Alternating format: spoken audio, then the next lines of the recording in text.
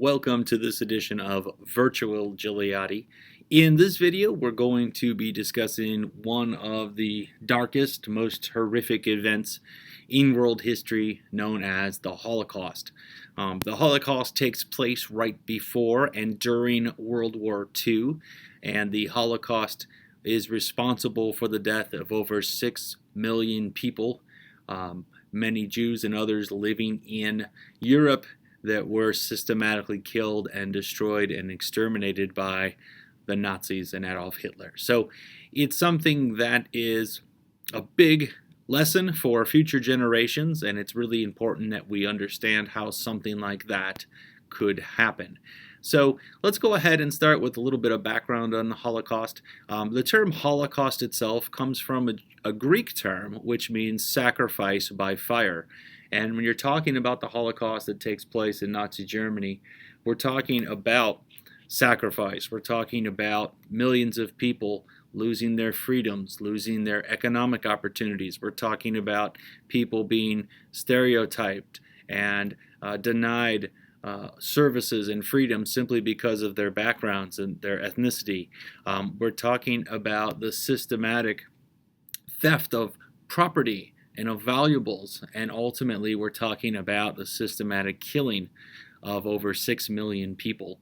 And the term Holocaust, the sacrifice by fire, also then refers to the fact that after many of these people were killed, the Nazi regime incinerated them in crematoriums. And so the term Holocaust became a way to reference that systematic killing of over 6 million Jews by the Nazis between 1933 and 1945.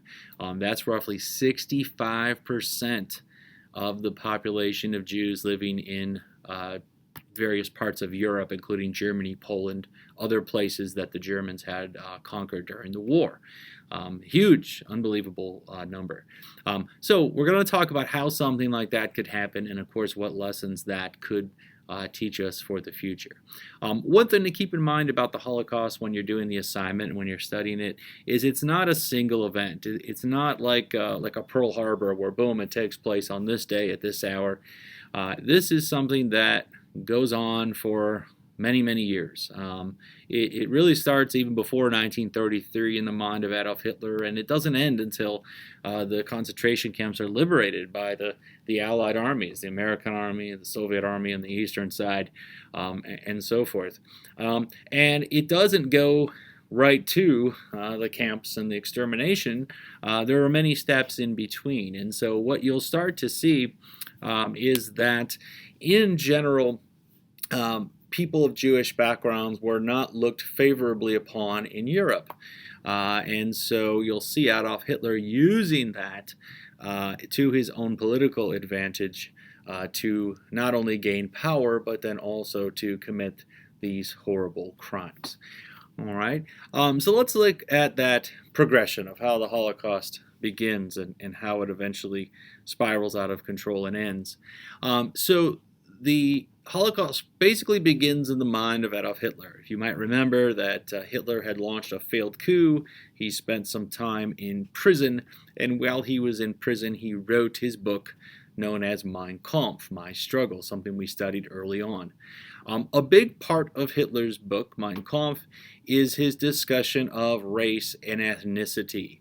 And his discussion of which races are superior to others. In fact, he referred to the German people as the master race. And he sort of falsely used the term Aryans. Aryans is a term that is generally described for a group of people that entered the Indian subcontinent. He sort of turned it into Aryan, meaning German people, German blood, that type of thing, as this master race above all other races. And then he would go as far as to categorize different races, with Jews being at the bottom of his list.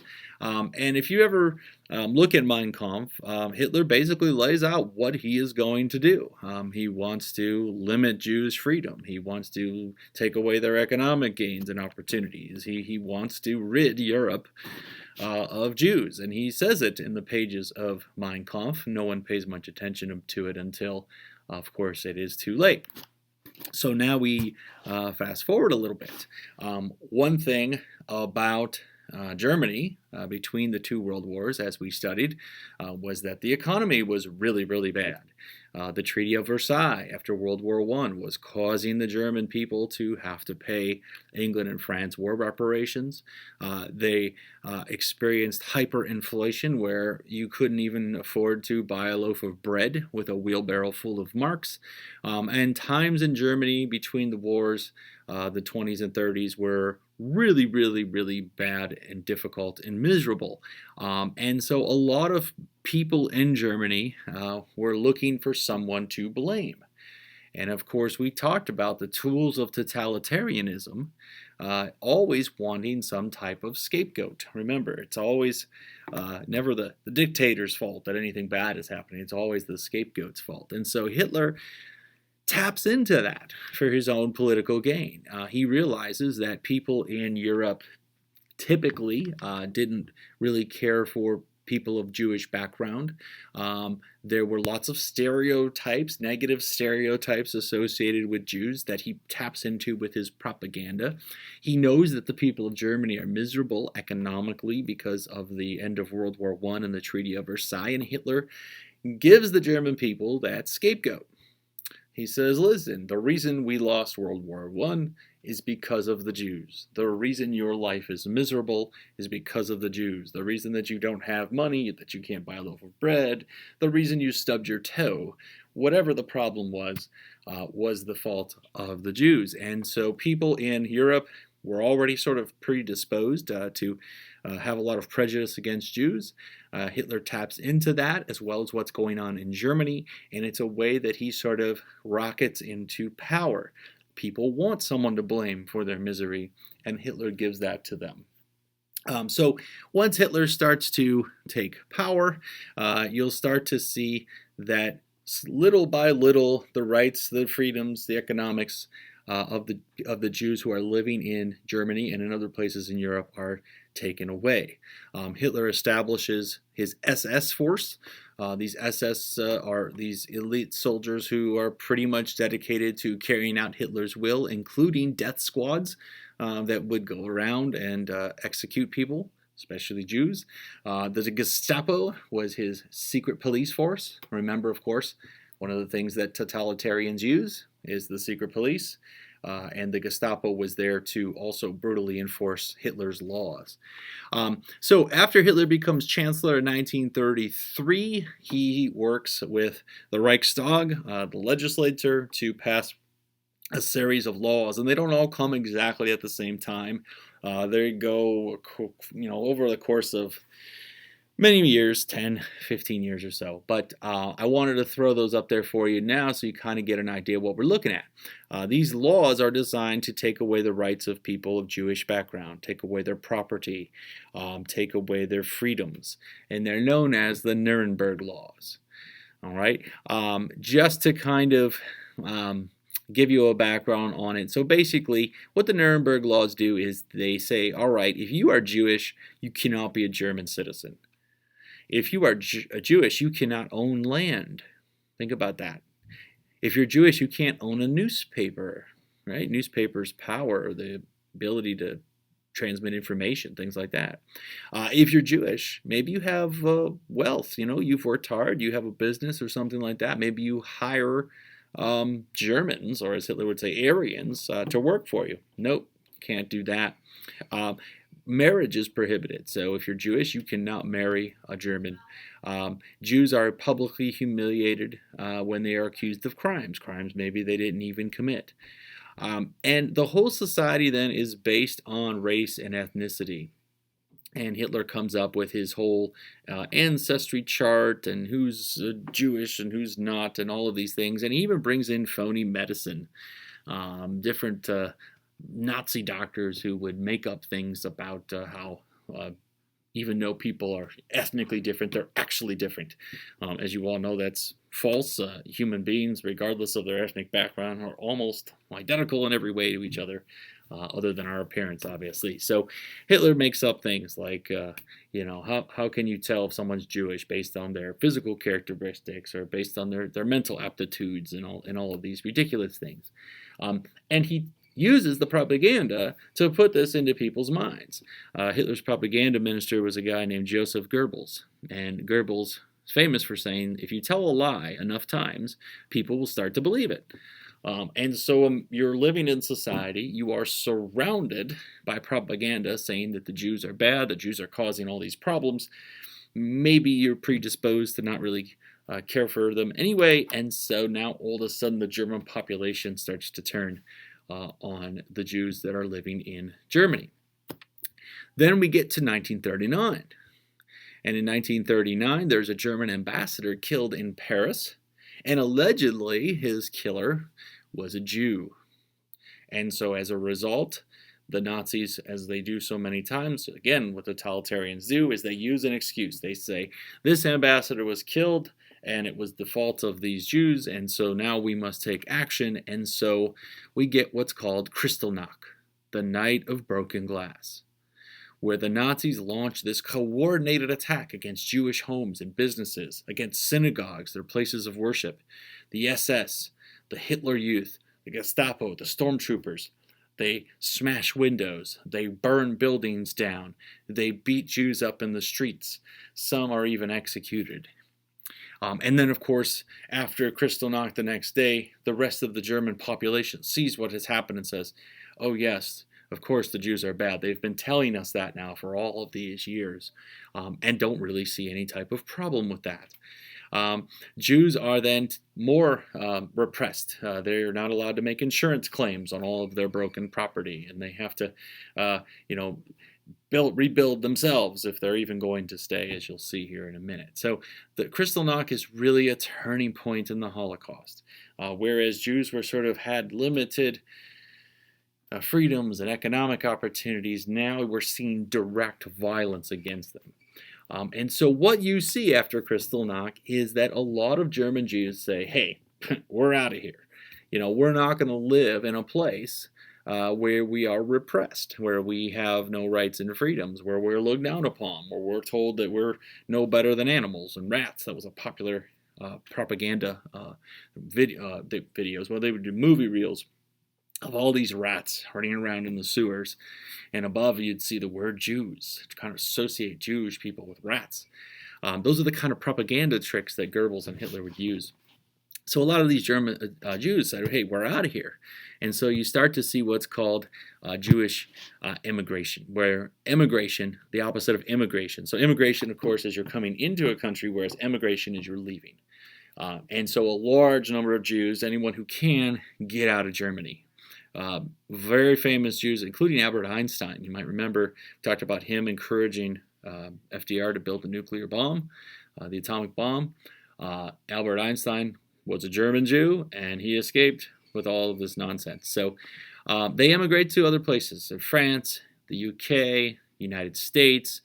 And at first Hitler was great with that, fine. If they want to leave, good, get good riddance, get rid of them. But after a while, many of these countries start closing their doors. They only allow a certain number of Jewish immigrants in. So now the Jews who remained in Germany are going to face even more persecution. Starts in 1941, right around the start of the World War II, where Jews are forced to wear the Star of David. The Star of David, the symbol of Jewish faith. Every Jew in Germany was forced to wear that on their clothing, almost like that scarlet letter, like, oh, you're one of those people that's there, to identify them. Hitler then comes up with what he calls another solution to his Jewish problem, as he often referred to it, and that's in quotes. He decides, okay, the Jews that didn't leave the country, we are going to force them to all live in one place. So they have to give up their homes, they have to give up their businesses, they have to give up their freedoms, and they have to move to what's called a ghetto. And basically a ghetto was a part of a city.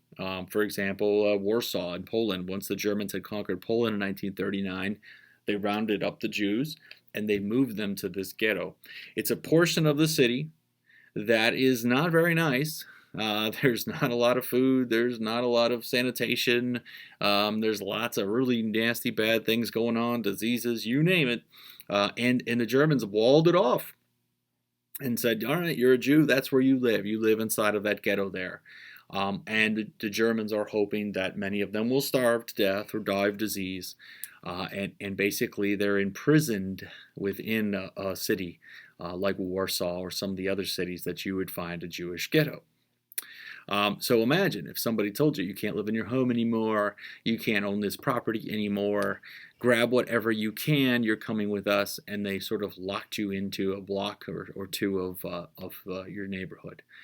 With a wall, with guards, they probably stole some of your property along the way, and so forth. After a while, as World War II gets going, Hitler decides, okay, we need a labor force. Germany obviously was fighting against the Soviet Union and against the Allies, and so Jews were seen as a way to have very cheap slave labor. And in order to do that, they started to build camps, concentration camps. At first, you start to see what were called labor camps, where they would empty the ghettos. So they would go into the ghetto and they would say, you have a few minutes to report, grab whatever you can, and get on board a train. And we're not talking about a nice train, we're talking about a boxcar. Most of their property was stolen from them, especially valuables, and they were loaded on these trains to go off to who knows where. Later on, these camps, some of these camps anyway, turned into death camps. A place like Auschwitz in Poland, for example, was one of the most famous death camps. So the Jews were removed from the ghetto. They had their property seized. They were put into these boxcars, packed into these boxcars. When they arrived in the camp, there were SS doctors there to examine them. And the people who were deemed to be strong enough were forced to work. And sometimes it would be to build munitions or something like that. Sometimes it would just be labor, just for the sake of labor, to make them miserable. And they would largely be worked to death. The folks that were unable to work, they were deemed weak. Old people, people with infirmities, children, they were immediately executed. Most of them were very quickly executed. At first, the Germans realize that if they want to do this systematic killing, that they can't just use bullets. So they start to use things like bus exhaust. And then they even create what you probably know, and you've heard about in the past, these showers. So these large showers were created, and these people were told, okay, go get in the shower. We're going to clean you, delouse you, as they would say. The door would be sealed, and the room would fill with gas. They used this Zyklon gas that's very, very deadly, and so all of the people in the room would die. The guards would then take them out and burn them in a crematorium that would burn all day long. Anybody near these camps could see the smoke for miles and miles and miles, smell it for miles and miles and miles. These places are some of the most horrific places you could possibly imagine on the face of the earth. A few years ago, I was over in Germany, and I went to one of the first camps called Dachau. And Dachau was built in the 30s. It's more or less labor camp, but there were lots of obviously executions there as well. And when you walk in, you know they've kept it as a monument, to people remember what had happened there. And when you walk in, you can feel it, the sense of dread that is inside of those gates, and the smell is still there. It is one of the most moving places that I've ever been, where you can actually feel the history around you because of all of what happened there and the horrors of what happened there. Eventually, the only thing that ends the Holocaust is the war. So that the Soviets are coming from the east towards Germany, and the Americans and British are coming from the west towards Germany. And as that vice grip starts to close, the SS try to cover things up. They move prisoners around on death marches. They create mass graves and kill thousands of people. They burn records, destroy things, stuff like that. But eventually, the Allies liberate these camps. And there had been reports throughout the war that these things were going on. There wasn't a lot the Allies could necessarily do about it during the war when they were struggling to defeat the Nazi armies. But as they enter Germany, as the German resistance breaks down, they start to liberate the camps. And nobody can believe what they find. They find the survivors starved, worked almost to death, sick, diseased. They find that the Germans had tattooed all of them with a special number to keep track of how many people they had executed and how many workers they had and how many pieces of property they had confiscated. The sick and systematicness of the Holocaust, where the Germans kept such accurate records, a lot of that is found in the horror of it. The Allies force a lot of German citizens to walk through the camps. And I didn't include all the pictures, but if you've ever seen them, there were literally piles and piles of emaciated bodies, and burnt remains, and just absolutely horrible stuff that you and I can't even imagine. And they forced the German people to walk through and to see, what they had been part of, and to see what they had going on right next door to them in some cases, and to see that they've done nothing to stop such madness. And so the Holocaust stands as sort of this unprecedented historical lesson for future generations. We study history because history tends to repeat itself. And so if you look at the Holocaust and you look at that progression of rights and freedoms and economics being taken away, and prejudices and stereotypes and being used as propaganda to turn a population against another part of a population, and then ultimately the systematic destruction of a whole group of people. We study this so that something like this does not happen again. And of course, it stands as a reminder. That's why that camp I told you about, Dachau, still sits there, because they want people to remember the horrors of this, so that no one sits back like those German people did and allow this to happen. So, difficult topic here when we talk about the Holocaust. Hopefully it helps you get the assignment done, and we'll see you next time again here on Virtual Gigliott.